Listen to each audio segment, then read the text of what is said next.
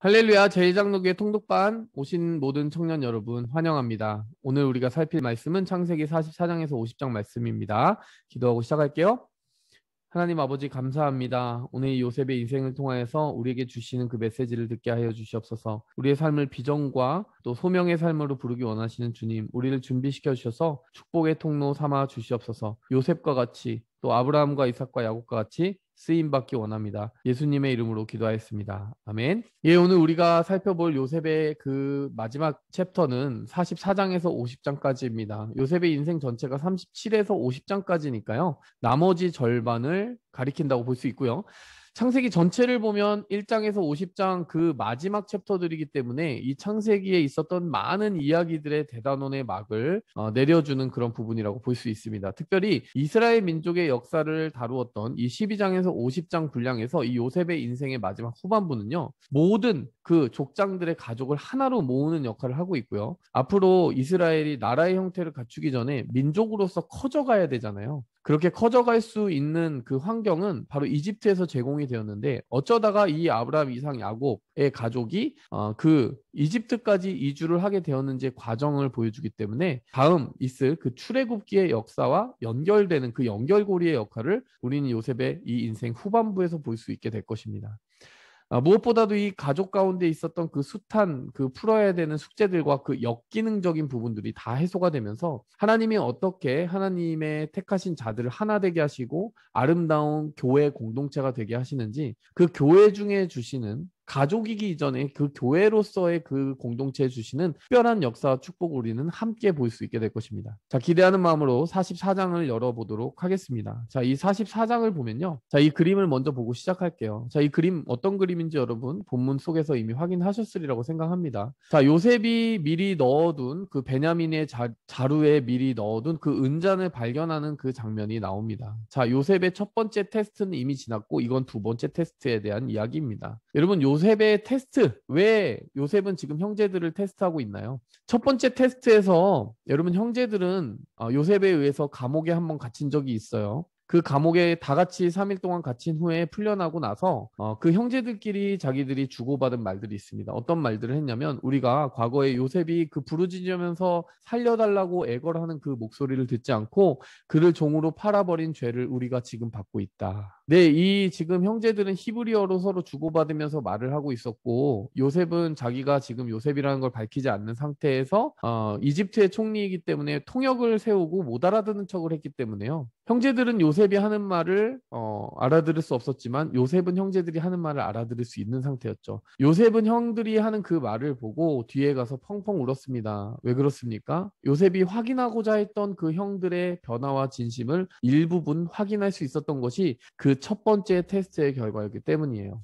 이 형들이 그때 나를 종으로 팔아넘긴 그 일들에 대해서 후회하고 있고 참회하고 있구나라고 하는 것을 드디어 어느 정도는 확인하게 된 것이죠. 자, 그런데 이 결정적으로 두 번째 테스트는 아직 요셉이 확인하고 싶었던 어떤 구체적인 내용을 담고 있어요. 자, 어떤 일이 있었습니까? 1에서 12절을 보면요. 자, 이제 형제들이 베냐민과 함께 두 번째 방문을 하였을 때 그들을 만찬석상에 초대해가지고 잘 먹이고 잘 대접을 합니다. 그리고 돌려보내요. 평안하게 돌려보냅니다. 가득가득 그 자루에다 곡식도 채워주고 돈도 다 돌려줍니다. 그리고 정말 중요한 한 장치가 등장을 하는데요. 요셉이 자신의 개인적으로 소유한 은잔을 베냐민의 자루 속에 몰래 넣었습니다.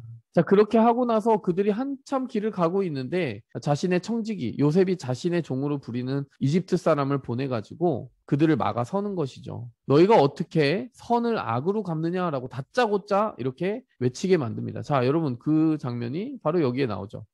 4절에 보시면 너희가 어찌하여 선을 악으로 갚느냐 그러면서 내 주인이 가지고 마시고 늘 점치는 데 쓰는 그 은잔을 너희가 훔쳐갔다라고 이렇게 이야기하는데요. 여러분 이 지금 형제들의 입장에서는 굉장히 황당한 일이 벌어진 것이죠. 형제들은 그렇게 이야기합니다. 우리가 많은 은혜를 받고 이렇게 정말 대접까지 받고 가는데 어떻게 그 은혜를 그렇게 잊고 우리가 함부로 행동을 했겠습니까? 우리는 절대로 그 죄를 저지르지 않았습니다. 그러면서 하는 말이 만일 그 일이 사실로 드러나게 되면 우리가 종이 될 것입니다. 9절에 이렇게 이야기하는 것이죠. 자, 그래서 실제로 수색이 시작이 됐는데요. 자루를 다 풀어놓고 보는데 12절에 보니까 그 잔이 베냐민의 자루에서 발견이 되는 것을 보게 됩니다. 그들이 다 옷을 찢습니다. 옷을 찢는다는 것은 정말 참담한 일이 발생했다는 것을 이렇게 표현하는 것이죠. 요셉 앞에 다시 다 끌려왔는데요. 요셉이 그들을 계속 비난합니다. 어떻게 이런 일을 할 수가 있느냐? 자, 이때 16절에 유다가 나서서 이렇게 말을 합니다. 첫째가 르우벤인데도 불구하고 지금 리더십을 발휘하는 것은 계속 유다라고 하는 것을 우리는 주목해 볼 필요가 있어요.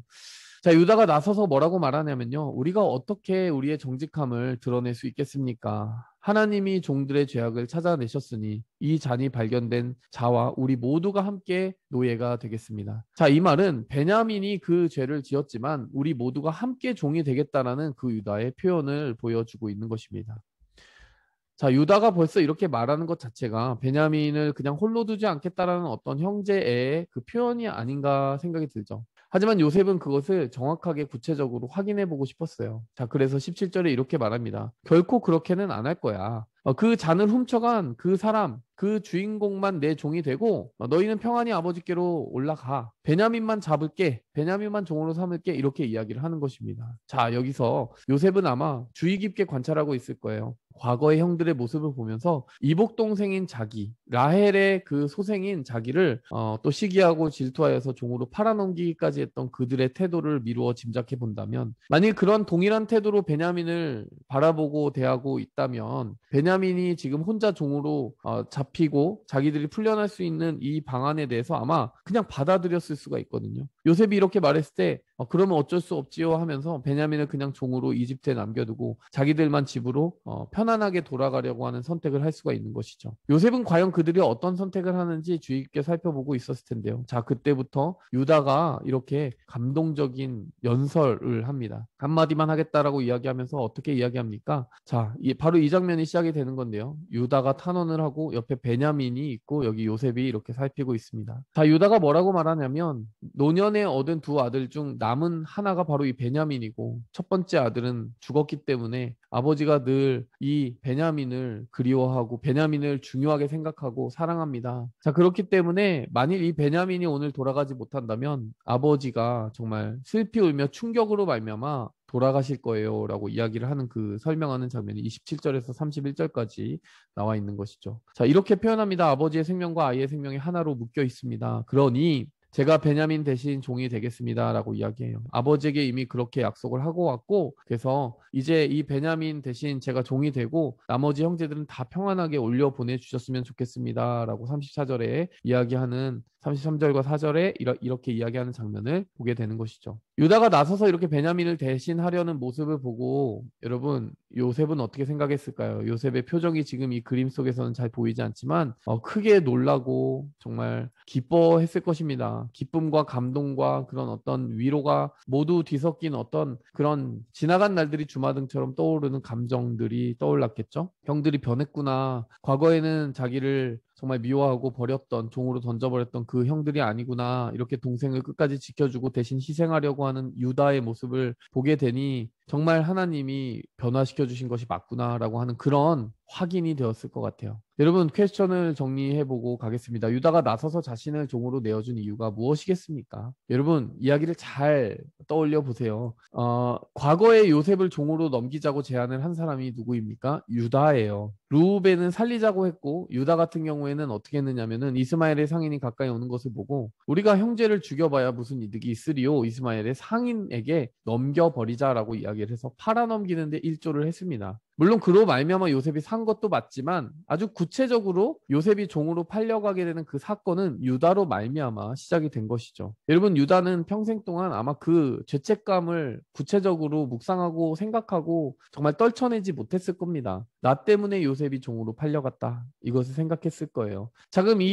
지금 베냐민의 상황 속에서는 베냐민이 종이 되려고 하는 이 상황 속에서 아마도 과거의 그 죄를 씻는 방법이 있다면 내가 베냐민을 홀로 두지 않고 내가 대신 종이 되는 그 길이겠구나라고 유다는 생각했을 것입니다. 과거의 요셉을 종으로 팔아넘겼기에 이제 종으로 팔려가는 베냐민을 대신하여 내가 종이 되겠다라고 하는 선택은 과거의 그 죄를 씻고자 하는 참회의 선택이라고 하는 것이죠. 또 유다가 그렇게 과감하게 선택을 할 수 있었던, 희생을 선택할 수 있었던 이유는 무엇입니까? 여러분, 지난번 우리가 창세기 38장을 통해서 보았듯이 여러분, 유다의 마음속에 큰 변화가 있을 만한 사건이 있었는데 아들 둘을 정말 잃어버리게 되었어요. 아들 둘을 잃고 나니까 아들을 잃은 그 아버지의 마음이 떠오르더라는 것이에요. 그래서 야곱이 그 울던 울음소리가 무엇이었는지를 이해하게 되었고, 이제 베냐민을 잃었을 때 아버지 야곱이 얼마나 마음이 아플까라고 하는 것을 유다는 짐작을 하고도 남음이 있었던 것이죠. 그 모든 과거에 대한 참회, 그리고 아버지에 대한 미안함, 그런 것들이 뒤섞여서 유다는 확실히 변화된 사람이 되었고 자신을 기꺼이 종으로 내어주고자 하는 그런 선택을 하게 됩니다. 여러분, 그것이요, 자, 두 번째 질문에 대한 답을 짐작할 수 있게 하는데요. 하나님이 유다를 그리스도의 족보에 올리신 이유가 무엇이겠습니까? 따지고 보면 지금 형제들 중에 제일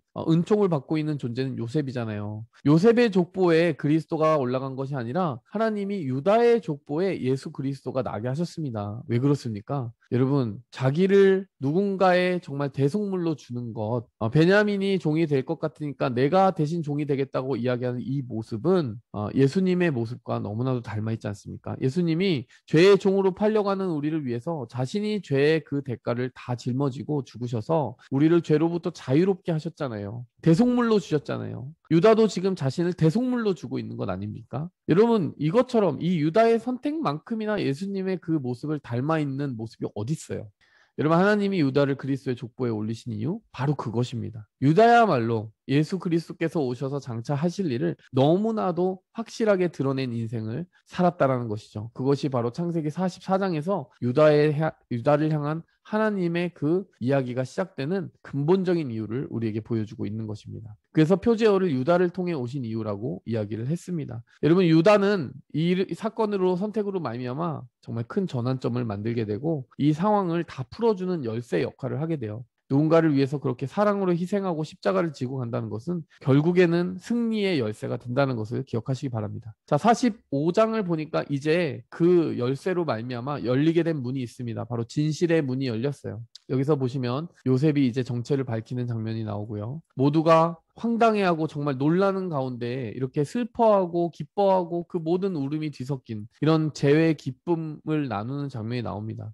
물론 기쁘기만 한 것이 아니라 굉장히 두려운 부분도 있었다라고 본문은 이야기해요. 왜냐하면은 그 요셉이, 우리가 죽이려 했던 요셉이라는 사실을 아는 것이 과연 편하기만 했을까요? 그렇진 않았을 거예요. 하지만 요셉은 지금 이 형제들을 보면서 복수할 생각이 없습니다. 크게 울면서 자기의 정체를 밝혀요. 그러면서 아버지가 살아있는지 확인을 하고 내게 가까이 오라고 얘기합니다. 여러분, 복수하고 싶은 대상에 가까이 오라고 하는 법은 없잖아요. 이미 많이 용서가 되었다는 얘기예요. 내가 당신들이 이집트에 판 요셉입니다 라고 이야기하면서 그 과거의 형제들의 죄를 다시 언급합니다. 하지만 5절에 보니까 당신들이 나를 이집트에 팔았다고 한탄하지 마소서, 용서했다라는 것을 알려주시는 거예요. 여러분, 여기서만 멈추는 것이 아니에요. 자, 이 지점은 개인적인 용서의 차원이지만요, 그 뒷부분에 훨씬 더 놀라운 내용이 들어가 있습니다. 하나님이 생명을 구원하시려고 나를 당신들보다 먼저 보내셨습니다 라고 하는 요셉의 이 고백을 보십시오. 여러분, 이 부분이 바로 요셉을 정말 요셉되게 하고 위대하게 만드는 것이 아니겠습니까? 요셉이 깨달은 그 깨달음이 한 가지 있었어요. 이건 형들이 나에게 해코지를 해가지고 일어난 삶의 상황들이 아니라 나를 이 자리에 세워서 많은 생명을 구원하고 무엇보다 우리 족장들의 삶, 우리 형제들 다 하나님이 구원하시고 그들의 후손도 살게 하시려고 나를 먼저 보내신 하나님의 섭리와 계획이었구나. 하나님의 눈으로 보기 시작하는 겁니다. 하나님의 주권으로 생각하기 시작하는 겁니다. 내 개인적인 감정에 사로잡히지 않고 하나님이 무슨 일을 계획하셨는지를 보기 시작하니까 개인적으로 가졌던 그 상처와 북수심이 눈 녹듯이 녹아지고 씻어지는 일이 있게 된 것이죠. 자, 7절에 보니까 구체적으로는요, 아직 5년이나 흉년이 남았는데 당신들을 지키려고 하나님이 이렇게 하신 거예요 라고 이야기합니다. 흉년은 7년 동안 계획이 되어 있었어요. 예언이 되어 있었는데 2년이 지나갔으니까 5년이나 남아있었다는 것이죠. 그러면서 나는 이집트 전체의 통치자가 되었고, 그러니 온 가족이 고센 땅으로 와서 머물러 사는 것이 어떻겠습니까? 라고 이야기를 합니다. 여러분, 고센 땅이라고 하는 구체적인 지명까지 탁 떠올리는 거 보면요, 요셉이 벌써부터, 사실 그 전부터 어느 정도 가족과의 재회를 준비하는 마음가짐이 있지 않았나, 저는 이렇게 짐작을 해봅니다. 그리고 제가 말했잖아요, 해와 달과 별들이 다 요셉 앞에, 그 요셉의 별 앞에 엎드리는 그 꿈을 꾸었던 것이 요셉의 첫 번째 꿈이었잖아요. 부모님을 다시 재회한다는 것이 그 꿈의 내용 속에 이미 포함이 되어 있잖아요. 그렇기 때문에 요셉은 확신한 것 같아요. 가족들을 다 만날 날이 올 것이고 부모님은 아직 살아 계시다. 그것을 알고 있었던 것이죠. 요셉이 가서 부모님을 만날 수는 없습니다. 지금 총리가 어떻게 자리를 비워요? 부모님이 이집트로 오시게 되겠구나라고 하는 그 궁극적인 결론은 이미 요셉이 알고 있었던 것 같아요. 그래서 고센 땅이라고 하는 그 자리까지도 어느 정도 염두에 두고 있었던 것이죠. 자, 이 사실이 알려지자 파라오가 공식으로 아예 초청을 해버립니다. 이집트를 위기에서 건져준 그 은인이자 은인이 있고 정말 가장 높은 이인자인 그 총리에게 이렇게 가족이 있었다라는 사실이 밝혀지게 되는데 파라오가 그냥 넘어갈 법은 없잖아요. 그러면서 19절에 보니까 이집트의 수레에 너희 가족과 아버지를 다 모셔와라. 그렇게 이야기합니다. 그러면서요, 길양식과 선물들, 아름다운 물품과 떡과 양식을 같이 보내는데요. 자, 길양식이 뭡니까? 가면서 먹을 그런 간식들과 그 양식들을 다 준비해 주는 거예요. 자, 결국 이제 재회를 준비를 하는데요. 요셉이 그 형제들을 다시 보내면서 이 모든 것들을 다 보내는데 한 가지 당부의 말을 합니다. 길에서 다투지 마소서 이렇게 이야기해요. 자, 이 말이 왜 나온 걸까요? 분명히 요셉의 정체가 밝혀졌고 이제 야곱에게 가서 요셉이 살아있음을 설명해야 돼요. 자, 그러려면 형제들이 요셉을 어떻게 죽이려 했는지 그리고 종으로 팔아넘겼는지 자신들의 과거의 과오를 다 시인하고 고백해야 되는 그런 아주 중요한 과제가 남았습니다. 자, 그러다 보면은 형제들끼리 막 다툼이 생기지 않겠습니까? 내가 그때 살리자고 했는데 누구의 잘못이고 누구의 책임이고 뭐 이런 책임 공방이 오고 갈 수 있잖아요. 자, 그러니까 요셉 입장에서는 그 형제들이 다시 그 이번 일 계기로 또 반목하고 싸우는 그런 일이 벌어지는 것을 보고 싶지 않다는 거죠. 요셉이 참 멀리까지 깊이 생각하는 것 같지 않습니까? 요셉의 그 인격의 깊이, 성품의 깊이가 참 깊어졌고 넓어졌다는 것을 보게 됩니다.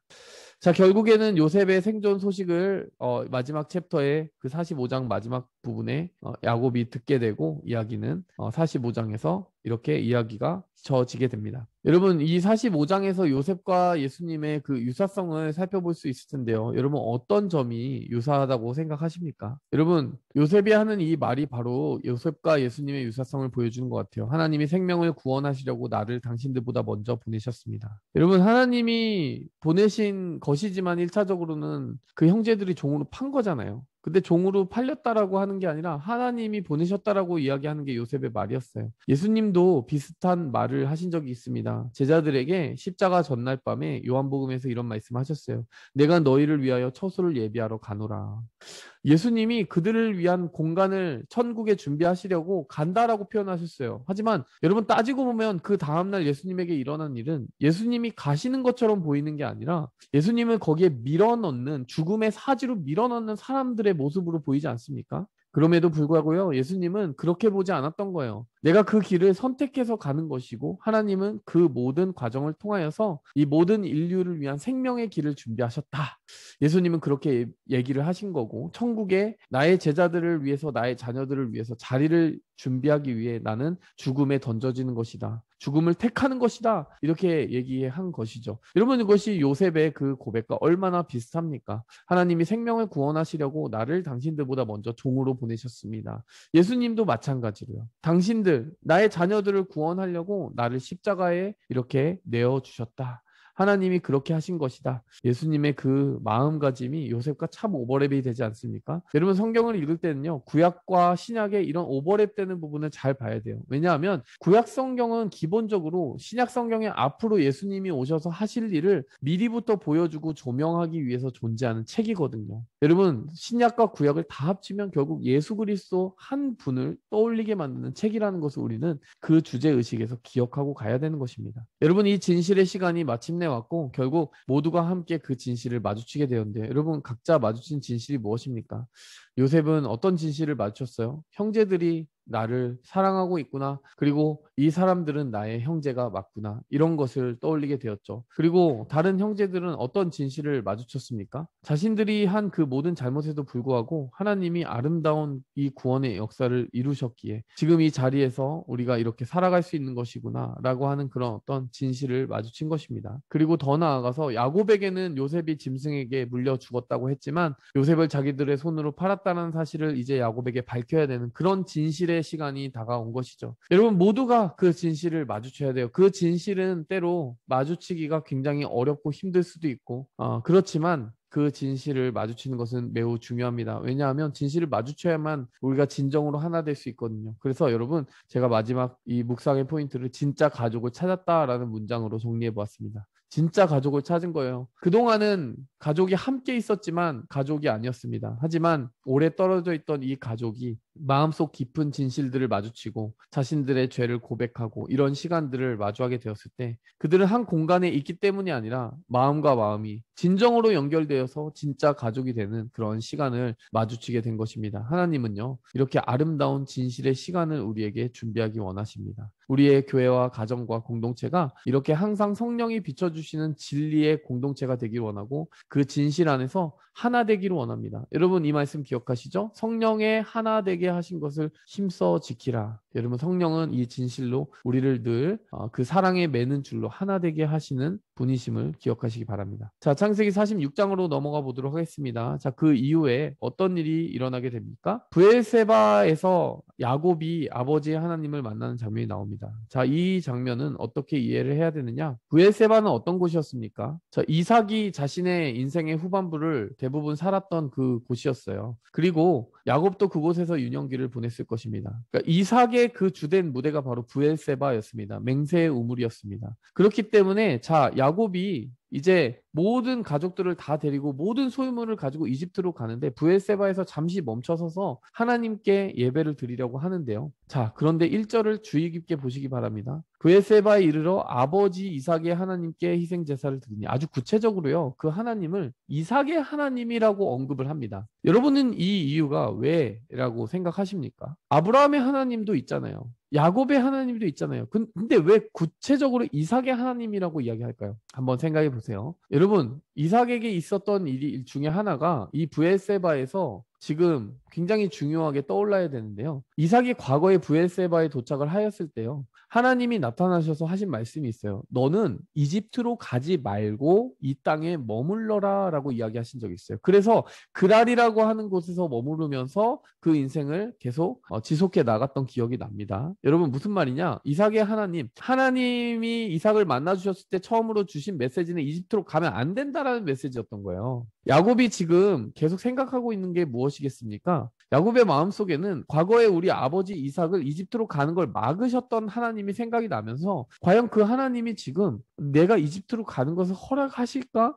하나님의 마음이 궁금해지기 시작한 거예요. 자, 그랬는데 2절에 보니까요. 하나님이 이상 중에 나타나셔서 야곱을 부르시고요. 3절에 보니까 나는 내 아버지의 하나님이니 이집트로 내려가기를 두려워하지 말라. 이렇게 이야기하세요. 무슨 말입니까? 내가 너의 아버지에게 이집트로 가라고 하지 않았던 거 맞아. 그런데 그 같은 하나님인 내가 너에게 이집트로 가도 된다고 말하고 있어. 이렇게 확인시켜 주시는 거예요. 그래서 굳이 내 아버지의 하나님이라고 이야기를 하는 겁니다. 과거에 이집트로 가는 것을 막았던 아버지의 하나님이 지금은 그 동일하신 하나님이 너에게 이집트로 가라고 지시하고 있는 하나님이다라고 이야기를 해주시는 거죠. 그러니 이집트로 가는 것을 두려워하지 마라. 나의 뜻을 어기는 것이라고 혹시 어길까 봐 두려워하지 마라. 거기서 너로 큰 민족을 이루게 할 것이고 내가 너와 함께 갈 것이다. 요셉이 너의 눈을 감기리라. 이 말씀을 해주세요.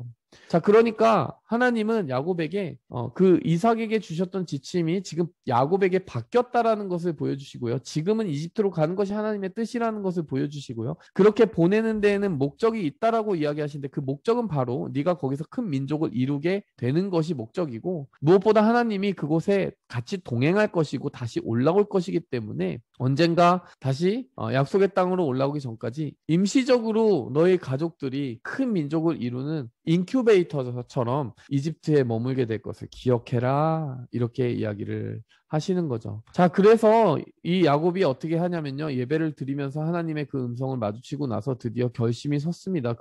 그래서 모든 소유를 이끌고 이제 이집트를 향해 가는데요. 자, 여러분 그 전에 한 가지 짚고 넘어가야 되는 것은 이 본문에서 계속해서 야곱의 이름을 뭐라고 지칭하고 있냐면요. 이스라엘이 모든 소유를 이끌고 떠나 1절 5절에도 마찬가지예요. 이스라엘의 아들들이 바로가 그를 태우려고 보낸 수레에 자기의 아버지 야곱과 자기들의 처자를 태우고 여러분 8절에도 마찬가지예요. 이스라엘의 가족의 이름은 이러하니라. 여러분, 지금 야곱의 이름 대신에 이스라엘이라고 하는 이름을 몇 번이나 쓰고 있잖아요. 여러분, 이게 왜 그렇겠습니까? 이스라엘은 영광스러운 이름이에요. 하나님이 네가 사람과 하나님과 더불어 이겼다. 그 이름을 주시면서 야곱을 축복하셨던 그때의 추억이 담겨 있는 이름이 바로 이스라엘입니다. 그동안은 정말 슬픔과 요셉을 잃었던 그런 아픔 가운데 야곱이 쓰라린 그 상처를 가지고 살았지만요. 지금 다시 요셉을 제외하고 또 무엇보다도 거기서 큰 민족을 이루게 하시려는 하나님의 큰 계획이 지금 비춰지고 있는 이 마당에 하나님은 그를 이스라엘이라고 계속 부르고 계신 거예요. 이스라엘아, 영광의 때가 왔다. 야곱아, 영광의 때가 왔다. 이렇게 이야기를 하시는 거예요. 야곱아, 너는 인간으로서의 삶은 참 아프고 힘들었겠지만 내가 너에게 준 축복의 이름 이스라엘을 기억해라. 이 말인 거겠죠. 자, 결국에는요, 야곱이 요셉의 그 지역까지 내려가서 재회를 하게 되는데 그게 28절에 이제 28절부터 또 등장을 하는 것이죠. 야곱이 만나고 나서 이 70명이 모두 만나고 나서 한동안 정말 펑펑 우는 그 장면이 여기에 나오게 됩니다. 자, 그러면서요, 유다를 이제 요셉에게 미리 보내는데요. 자, 어떻게 이야기를 하냐면 자기를 고센으로 인도하게 하고 고센 땅에 도착을 하게 됩니다. 왜냐하면 고센으로 오라고 했잖아요. 자, 그 행선지로 가는 거죠. 그리고 요셉이 야곱을 만나고 한동안 얼마 동안 우는 그 장면이 나옵니다. 자, 그리고 나서 파라오와 만날 그 접견을 준비하는데요. 어떻게 접견을 준비하냐면 우리의 직업은 목축업입니다 라고 소개하도록 그 소개의 지침을 주는 장면이 나옵니다. 자, 퀘스천을 한번 해보도록 할게요. 자, 어쨌든 지금까지의 뜻을 보니까 하나님이 야곱을 그동안의 그 지침과 다르게 이집트로 보내시는 이유에 대해서 뭐라고 설명했냐면 그곳을 인큐베이터 삼아서 너희의 가족을 민족의 그 크기까지 사이즈까지 키우려고 하는 의도가 있다는 것을 확실히 보여주셨어요. 자, 그런데 이 마지막 부분에 이르러서 요셉이 주는 지침에 대해서 우리는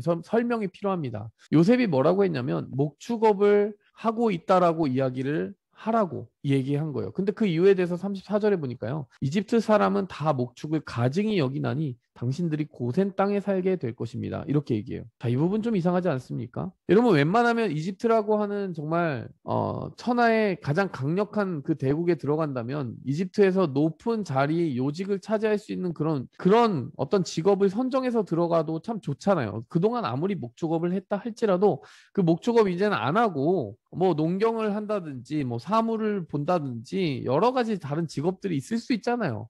그래서 목축업을 이제 하지 맙시다. 이집트 사람들은 목축을 가증하게 여기기 때문에 목축을 하면 안 됩니다라고 말을 해야 되는데 논리적으로 그렇잖아요. 근데 그게 아니라 목축업을 가증히 여기는 이집트 사람들이기 때문에 목축업을 한다고 하십시오라고 얘기하는 거예요.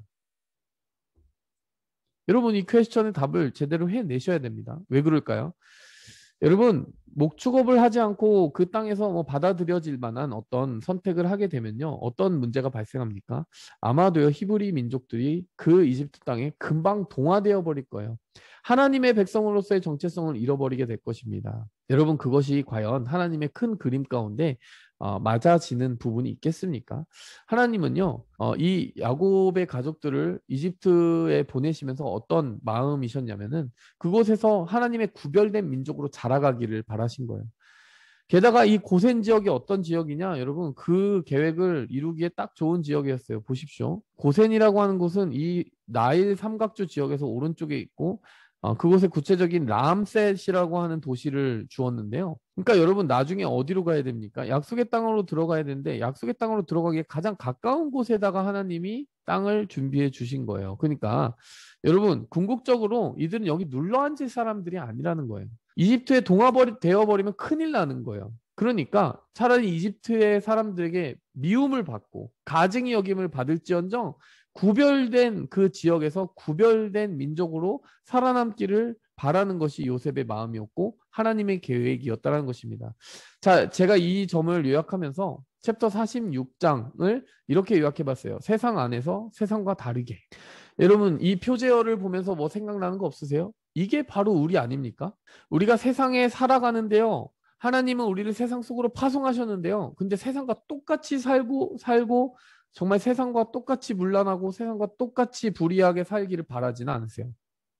세상 안에 있기 원하시지만 세상과는 다르라고 이야기하십니다. 여러분, 그래서 이 지금 이집트에서 목축업을 하면서 머무르라고 하는 이 요셉의 뜻이 정말 우리에게 적용이 되는 거 아니겠습니까?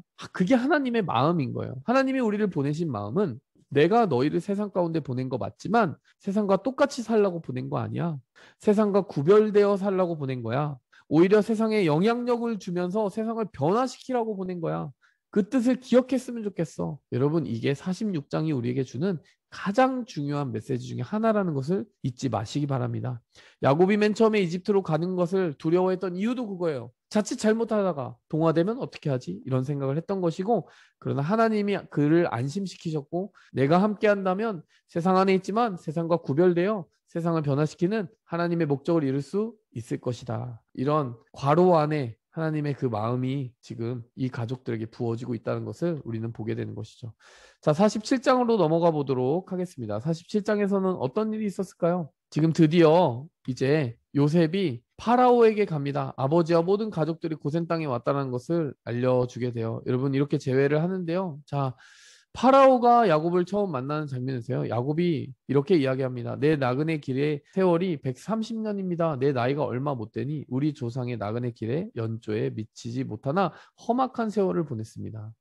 여러분, 야곱은 자신의 삶을 돌아보면서 험악한 세월이라고 했어요. 육의 본성과 영의 갈망이 이렇게 부딪히면서 십자가의 다루심을 받았기 때문입니다. 하나님의 연단을 받았기 때문에 험악한 세월이었어요. 하지만 하나님이 보실 때 하나님의 사람으로 만져져 가는 그런 시간이었다고 볼 수 있겠죠. 자, 그런데 굉장히 중요한 것은 여러분, 이 야곱이 파라오를 만나는 그 장면에서 7절과 10절에 축복하는 장면이 나옵니다. 7절에 보시면 요셉이 인도했더니 파라오 앞에 서서 파라오를 축복합니다. 10절에도 보니까요, 이야기를 다 마치고 나서 파라오를 축복하고 나옵니다. 자, 그 사진이 보십시오. 야곱이 파라오를 축복하는 장면입니다. 여러분, 이 장면이 어떻게 보이세요? 지상 최대의 강대국 그 제국, 이집트 제국의 통치자인 파라오를 야곱이 어떻게 보면 배경도 훨씬 더 일천하고 약할 수 있는 야곱이 축복하고 있다는 것입니다. 여러분, 이것이 신앙의 권세가 아니겠습니까? 여러분, 믿는 자들은 그런 자존심을 가지고 살아야 돼요. 전능하신 하나님, 창조주 하나님이 나와 함께 계시기 때문에 내가 세상에서 어떤 지위 때문에 작아지는 것도 커지는 것도 아니고 하나님이 나와 함께 하시면 나는 하나님의 그 권세를 가지고 살아가는 존귀한 존재다라고 하는 자존감이 있는 거예요. 그러니 만날 때 축복하고 헤어질 때 축복하는 이 모습을 보게 되는 것이죠. 여러분, 결국에는 이 만남이 잘 성사되고요. 요셉의 조언대로 1번에 보시면 1절에 4절에 고센 땅에 머물고 또 파라오는 내 가축도 관리하라는 그 잡을 주게 됩니다. 결국 기근 속에서 살아남는 야곱의 가족들을 11절에서 13절까지 보게 되고요. 자, 요셉의 국가 경영의 모습이 14절에서 26절까지 나오게 되는데 이 정말 가족이 선한 영향력을 발휘하는 그 장면이 나오는데 요셉이 바로 그 부분에 큰 역할을 합니다. 요셉이 어떤 역할을 하느냐? 자, 가뭄이 계속 지속되면 지속될수록 사람들은 가난해져 가는 거예요. 곡식을 얻기 위해서 모든 걸 팔아야 되는 거예요. 근데 팔아서 곡식을 사는데 이제 더 이상 팔 게 없어요. 돈이 없어요. 그럼 어떻게 됩니까? 근데 먹고 살아야 되잖아요. 그러니까 가축을 내라 이렇게 해요. 가축도 다 팔았는데 이제 더 이상 팔 것도 없어요. 가축도 없어졌어요. 자, 그러니 나중에 어떻게 하는지 아십니까? 우리가 지금 팔 수 있는 건 아무것도 남지 않았고 우리의 몸과 토지만 남았습니다. 그러니 우리가 이대로 죽을 수는 없고 우리가 종이 되겠습니다. 이렇게 얘기하면서 땅도 다 바치겠습니다. 그리고 우리 자신을 바쳐서 종이 되게 하겠습니다. 그러니 우리에게 종자를 주시고 그러면 우리가 살고 죽지 않고 또 토지도 토지대로 우리가 잘 일구지 않겠습니까? 이렇게 얘기해요. 결국 20절의 결론이 뭐냐면 요셉이 이집트의 모든 토지를 파라오에게 바치게 됩니다. 자, 여러분, 이것을 보면서 어떤 사람들은 이렇게 생각해요. 이건 뭐 자본주의 아니냐. 사람들 이렇게 가난한 사람들을 이렇게 나라의 종으로 삼아버린 것이 어떻게 은혜로운 지점이 되느냐. 이건 착취 아니냐. 제가 퀘스천에도 넣어놨어요. 요셉의 토지 정책은 백성을 학대하는 정책입니까? 이렇게 넣어놨어요. 근데 여러분 자세히 살펴보시면요. 여러분 신학적으로 조금 자세히 봐야 되는 부분이 있는데요. 24절에 보니까 토지 정책을 새롭게 세웠는데 요셉이 어떻게 세웠냐면요. 5분의 1을 추수한 양에서 5분의 1을 파라오에게 상납하고 나머지 5분의 4는 토지 종자로 삼고 너희 양식으로 삼고 그냥 그대로 먹고 살면 돼 라고 이야기했습니다. 생각해보세요. 여러분 우리 미국에 개인 세금 얼마나 냅니까? 거의 20% 정도 내요. 여러분 개인이 국가에 내는 텍스가 20% 정도면요. 아주 합리적인 가격이고요. 고대 사회에는 더할 나위 없는 합리적인 가격입니다. 그런데 게다가 지금 아까 그 부분 모든 토지를 다 바치고 국가의 소장농이 되는 이 선택을 하면서 이들에게 있었던 한 가지 혜택이 뭡니까? 국가가 그들의 안정을 보장해주는 그런 구조가 생기게 돼요. 사회보장 제도가 생기게 되는 것입니다. 그래서 21절에 보면 요셉이 이집트 이 끝에서 저 끝까지 백성들을 성에 이주시킵니다. 무슨 말입니까? 그들에게 살 곳을 주고 생활의 안정성을 보장해 주는 거예요. 여러분 그뿐만이 아니라 여러분 이렇게 이주를 하게 되면서 어떤 일이 또 벌어지게 됩니까? 그동안 있었던 어떤 소장농과 지주의 구조가 다 없어지게 되는 거예요. 왜냐? 그동안 지주는 자기들이 자기 아래에 종을 부리면서 살았어요. 그런데 지주들이 다 망해버렸습니다. 그렇기 때문에 모든 농부들이 다 국가와 직접적인 관계를 맺게 되었고 그 농부들 머리 위에 다른 중간 계층이 없어지게 된 거예요. 여러분 중간에 계층이 끼어들어가게 되면은 더 많은 사람이 종이 된다는 것을 의미하는데 중간에 계층이 없고 다 같이 국가에 소속된 농부가 된다면 그때부터는 더 괴롭지 않은 세상이 열려지게 되는 것이죠.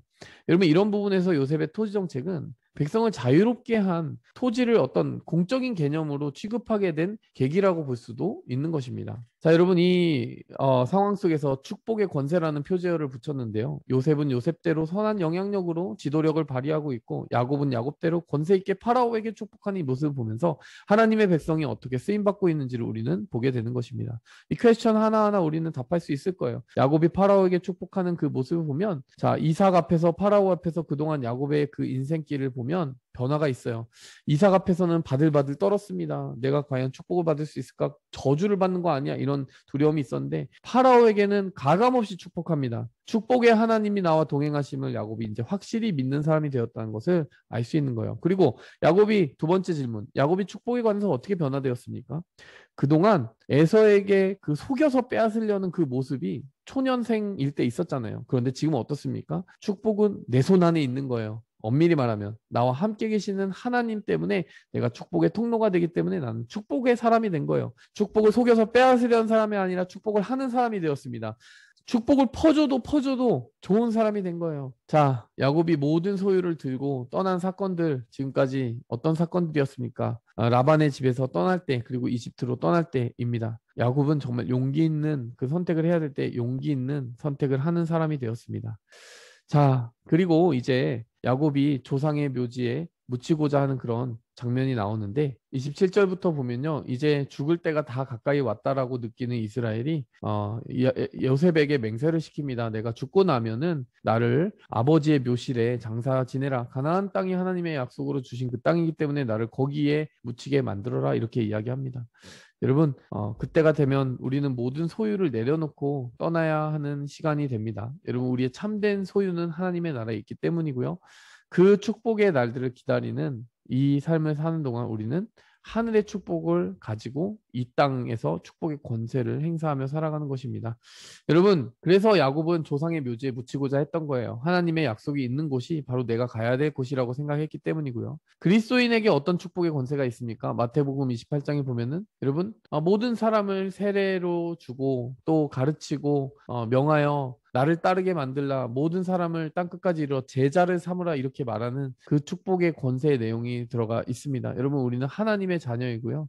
하나님이 온 땅 가운데 온 열방 가운데 보내서 우리를 통하여서 복음을 전하게 하시고 또 가르쳐 지키게 하시고 또 세례를 주게 하시는 그 축복의 권세를 우리 손 가운데 가지고 있음을 믿으시기 바랍니다. 우리는 야곱과 같이 그렇게 요셉과 같이 쓰임받게 될 그런 축복의 통로입니다. 자 48절 48장 또 함께 말씀 보도록 하겠습니다. 48장의 이야기는 어떻게 표제어가 붙어 있습니까? 제가 영안이 열리다라고 하는 그 표제어를 붙였는데요. 자 요셉을 따로 부르게 됩니다. 야곱이 요셉을 따로 만나게 되는데 이 자리에서요. 요셉의 두 아들에게 축복하는 장면이 나옵니다. 에브라임과 므낫세라는 요셉의 아들에게 축복을 하는데 5절에 보면 특이한 장면이 나와요. 에브라임과 므낫세는 내 것이고 르우벤과 시므온처럼 될 것이다. 르우벤과 시므온은 야곱의 첫째 둘째 아닙니까? 그런데 에브라임과 므낫세를 야곱 자신의 아들처럼 여길 것이라는 얘기예요. 이거 참 특이한 얘기 아닙니까? 여러분 이 배경을 잘 아실 필요가 있습니다. 어떤 배경을 가지고 있냐면요. 당시에는 여러분 그 유산의 상속함에 있어서 첫째 아들에게 2배 배의 몫을 주는, 다른 아들에 비해서 2배의 몫을 주는 그런 제도가 있었어요. 그런 정책이 있었습니다. 그렇기 때문에 에브라임과 므낫세를 자신의 아들 삼겠다라고 하는 이야기는 뭐냐면요, 요셉은 한 명이잖아요. 그런데 요셉의 2아들에게 몫을 하나씩 챙겨주기 때문에 결과적으로는 요셉에게 2배의 몫을 챙겨주는 결과가 된다는 것이죠. 그래서 에브라임과 므낫세를 내 아들 삼겠다라고 이야기를 하고요. 실제로 지파 명단에 어떻게 들어갑니까? 나중에 12지파의 므낫세 지파, 에브라임 지파로 편입이 되게 돼요. 요셉 지파가 아니라 에브라임 지파, 므낫세 지파가 땅을 각각 차지하게 돼서 결국에 요셉 지파를 따지게 되면 다른 형제들보다 2배를 받게 되는 것이죠. 이게 무엇을 보여주냐면요, 지금 요셉이 사실상 장자로 임명을 받았다라는 것을 보여주게 되는 것이죠. 그 이유에 대해서는 49장에서 그리고 50장까지 설명해 드리도록 하겠습니다. 자, 여기서 그리고 장자와 차자의 축복의 서열을 바꾸는 장면이 나옵니다. 여러분, 지금 오른손과 왼손 이렇게 X자로 바꿔서 축복을 하는데요. 자, 이게 왜 그러냐면요, 에브라임이 둘째 아들이고 므낫세가 첫째 아들인데 첫째에게 둘째의 축복을 주고 둘째에게 첫째의 축복을 주는 그 장면이 나옵니다. 그러니까 첫째가 더 좋은 축복을 받아야 될 것 같은데 첫째가 왼손의 축복을 받고 둘째가 오른손의 축복을 받았다는 거예요. 왜 그렇게 했느냐? 하나님이 그렇게 정하셨음을 야곱이 영적으로 느꼈기 때문이에요. 눈으로 보면서 한 것이 아니라 영안이 열려서 그런 하나님의 계획을 바라보면서 한 것이죠. 여러분, 이 점에서 무엇이 다르냐? 이삭의 축복과 야곱의 축복의 다른 점을 보게 되는 거예요. 이삭은 나이가 들 때 늙어서 눈이 어두워졌다고 나옵니다. 영안이 닫혔어요. 그런데 야곱은 나이가 들어갈수록 점점 성숙해져서 영적으로 사람을 바라볼 수 있는 그런 점이 생겼다는 것을 보게 됩니다. 여러분, 우리는 나이가 들어갈수록 더 성숙하고 더 지혜롭고 더 영적으로 분별력이 있는 사람이 되어야 될 줄 믿습니다. 두 번째 질문은 제가 답을 해드렸기 때문에 다음으로 넘어가도록 하겠습니다. 49장에 보면요, 야곱이 그렇게 므낫세와 에브라임을 따로 축복한 이후에 나머지 아들들을 다 불러서 앞으로 있을 일들에 대하여 축복하는 장면이 이 49장에 나옵니다. 몇 가지 전부 그 아들들에게 주는 축복을 다 볼 수 없겠지만 여러분이 직접 보시면 좋겠어요. 그런데 거기서 주목해 봐야 되는 몇 가지 부분만 보도록 하겠습니다. 요셉에게 장자의 축복이 돌아가는 장면이 보이게 되는데 여러분, 어디 있습니까?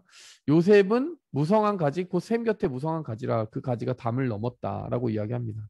그러면서 그가 너를 도우실 것이요 전능자로 말미암나니 그가 내게 복을 주실 것이요 위로 하늘의 복과 아래로 깊은 샘의 복과 젖먹이는 복과 태의 복이로다. 여러분, 이거 어디서 많이 들어본 복 아닙니까? 이삭이 야곱에게 했던 복이에요. 그러니까 장자가 받은 복입니다. 그러면서 뭐라고 얘기하냐면, 영원한 산이 한없음 같이 이 축복이 요셉의 머리로 돌아오며 그 형제 중에 뛰어난 자의 정수리로 돌아오리로다. 무슨 말이에요? 그 형제 중에 으뜸으로 삼았다라는 겁니다. 장자가 되었다라는 거예요. 사실상 요셉에게 장자의 축복이 돌아갑니다. 왜 그렇습니까? 당연하죠. 요셉이 지금 이 모든 가족을 생존하게 하고 살게 하고 하나님의 축복 가운데 동행했던 인물이기 때문에 그렇습니다. 그리고 한 가지 더 겸하여 볼 수 있는 것은 르우벤이 잘못을 했기 때문에 르우벤이 장자의 축복을 빼앗겼기 때문도 되는 거예요. 르우벤은 권능이 탁월하지만 물의 끓음 같았은즉 너는 탁월하지 못하리라. 네가 아버지의 침상에 올라 더럽혔다. 이건 무슨 말이냐면은 빌하, 야곱의 또 다른 아내 중에 한 명인 빌하와 르우벤이 동침을 합니다. 그러니까 르우벤이 아버지의 아내를 건드린 거죠. 자, 그랬기 때문에 르우벤이 장자의 축복을 빼앗기게 되는 거예요. 자, 두 번째 질문 보면요, 유다에게 왕권의 축복이 돌아가게 됩니다. 자, 보십시오. 유다는 사자 새끼다. 누가 이길 수 있냐 이러면서요, 규가 유다를 떠나지 않는다. 통치자의 지팡이가 발 사이에서 떠나지 않는다. 자, 여러분, 규가 뭡니까? 규는 통치자의 지팡이, 그러니까 왕이 들고 있는 그 지휘봉을 말하는 거예요. 실로가 오시기까지 이르리니, 이거 예수님을 가리키는 겁니다. 통치자의 그 지팡이가 유다에게 머문다는 거예요. 여러분, 유다에 왜 이 왕권의 축복이 돌아갔습니까? 아까 우리가 잘 살펴봤듯이 그리스도의 모습을 똑 닮아서, 그리스도의 그 자리, 그리스도의 성품을 닮아서 베냐민을 위해서 희생하는 그 모습을 볼 때 그리스도의 그 족보에 올라가기에 딱 좋은 인물이었기 때문에 유다가 왕권의 축복을 받게 되는 것이죠. 여러분, 시므온과 레위 지파는 흩어지리라 라고 하는 예언을 받았어요. 왜냐하면 그들은 분노해서 사람을 죽였기 때문이라고 얘기하는데, 여러분, 사건이 기억나시죠? 세겜에서 있었던 사건입니다. 그 여동생 디나가 이렇게 강간당하는 그런 것에 대해서 복수를 했던 그 장면이 여러분 떠오르시죠? 근데 이 시므온과 레위에 대해서 야곱이 흩어져 버릴 것이다 라고 이제 이야기를 했는데, 어떻게 그 예언이 이루어집니까? 여기 나오죠. 이스라엘 중에서 흩으리로다. 어떻게 이루어집니까? 레위 지파는 실제로 땅을 가지지 못하고 흩어져요. 그런데 좋은 방향으로 흩어집니다. 제사장 지파가 되어서요, 각 땅에 흩어져서 그 땅에서 제사장 역할을 하게 되는 거예요. 여러분 이것은 어떻게 보면 흩어진다라고 하는 것이 화와 같았지만은 축복으로 바뀐 그런 케이스가 될 것이고요. 시므온은 그런데 달랐습니다. 힘이 약해져서 실제로 흐물흐물하게 되어버린 그런 지파였습니다. 우리가 웬만하면은 어떤 그 전화위복의 축복을 누렸으면 좋겠어요. 좋지 않은 그런 일들도 좋게 바뀌어지는 그런 축복으로 되돌려 받았으면 좋겠습니다. 여러분 베냐민 지파의 예언은 어떻게 이루어졌습니까? 베냐민 지파는 굉장히 용맹할 것이라고 하는 그 예언을 받게 되는데요. 네, 베냐민은 물어뜯는 일이라 아침에는 빼앗은 것을 먹고 저녁에는 움킨 것을 나누리로다. 여러분, 베냐민은 용맹한 지파였는데 거기서 사울 왕이 나오죠. 그리고 사울 왕 때 굉장히 블레셋과 힘있게 싸웠던 것을 볼 수 있게 됩니다. 자, 그렇게 이루어지는 것을 볼 수 있고요. 자, 이 야곱의 마지막이 이삭과 아브라함과 다른 점이 무엇입니까? 여러분, 야곱은 이렇게 모든 지파를 이루게 되는 그 아들들에게 분량대로 축복합니다. 이것은 사실 이 아브라함의 모습 속에서도 볼 수 없었던 이야기예요. 아브라함에게 많은 그 자녀들이 있었는데 다 그렇게 아브라함의 손을 통해서 축복받지는 못했습니다. 하나님이 직접 야곱을 축복하셨죠. 또 이삭을 축복하셨죠. 야곱도 마찬가지로 이삭에게 축복을 받을 때 자칫 잘못하면 에서를 축복할 뻔했어요, 이삭이. 그렇기 때문에 여러분 지금 이 야곱의 모습을 보면은 굉장히 영적인 모습을 보여주면서 선대조보다 굉장히 깊은 영성을 가지게 됐다는 것을 보게 되는 것이죠. 또 차이점이 무엇이냐? 33절을 보니까 이렇게 축복하자마자 숨을 거둡니다. 자기가 죽을 때를 알았던 거예요. 여러분 이삭은 죽을 때를 몰라가지고 여러분 내가 죽을 것 같다라고 했는데 정말 수십 년 더 살았다고 했잖아요. 야곱은 하나님이 자기를 데려갈 때가 언젠지 영적으로 알고 있었던 것이죠. 자, 50장 말씀 보도록 하겠습니다. 마지막으로 50장을 보게 되는데요. 이 야곱의 장례식의 모습을 보면은 야곱이 굉장히 성대한 그 장례식을 치러주는 이집트의 호의를 받습니다. 그 이집트의 관리들도요, 가나안 땅에 있는 그 막벨라 굴까지 같이 동행을 하면서 크게 눈물을 흘리게 되고 애곡을 하게 되는데요. 자, 그것이 큰 애곡이다라고 하여서 땅의 이름 자체가 그렇게 또 붙여지게 되는 그 장면도 보게 됩니다. 자, 여기 보니까 11절에 그렇게 나오죠. 애굽 사람의 큰 애통이라 하는 그 뜻으로 지명까지 붙을 정도였어요. 자, 이렇게 야곱이 죽고 나니까 형들이 갑자기 두려워서 요셉에게 사죄를 합니다. 우리는 당신의 종들입니다. 갑자기 왜 이런 얘기를 하냐면 이제 아버지도 죽었는데 우리에게 해코지 하면 어떻게 하냐 이렇게 얘기하는데 이렇게 생각을 해서 그렇게 얘기했는데 요셉이 거듭 다시 위로를 하고 신앙 고백을 합니다. 두려워하지 마소서. 내가 어떻게 하나님을 대신하겠습니까? 저는 심판하지 않습니다. 당신들은 나를 해하려 했지만 하나님은 그걸 다 선으로 바꾸셨습니다. 그러니 내가 당신들의 자녀를 다 기르겠습니다. 무슨 말이에요? 하나님이 뜻이 있어서 하신 주권적인 역사다라고 이야기하는 거예요. 당신들을 섬기겠다라고 이야기합니다. 분명히 형들이 내가 종들입니다. 우리가 종들입니다라고 얘기했는데 이 요셉은 더 높은 위치에 있으면서도 그들을 섬기고 기르겠다라고 약속을 하는 것이죠. 너희 중에 큰 자는 섬기는 자가 되어야 하리라 라고 하는 이 마태복음 23장 11절 말씀이 떠오르는데요. 요셉이 큰 이유는 무엇입니까? 요셉이 더 높은 사람임에도 불구하고 낮추고 섬기기 때문인 것이죠.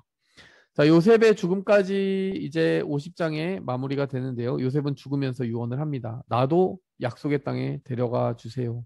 나중에 출애굽할 때가 있는데 그때 해골을 메고 올라가야 됩니다. 자, 이 야곱의 장례식 그리고 요셉의 장례식까지 이야기가 다 마무리됩니다.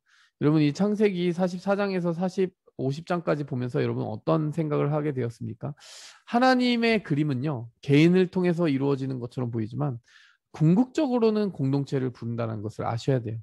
한 사람의 영웅이 모든 것을 해결하는 것이 아니라요.